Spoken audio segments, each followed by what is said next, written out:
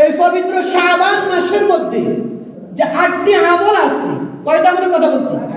8টি আমল, যে আমলগুলো যদি কোনো ব্যক্তি ধারাবাহিকভাবে যদি করে নেয়, এই যে সামনে একটি পবিত্র রমজান মাস আসতেছে, ওই মাসে ওই ব্যক্তির আমল করতে আর কোনো অসুবিধা হবে না। সুবহানাল্লাহ।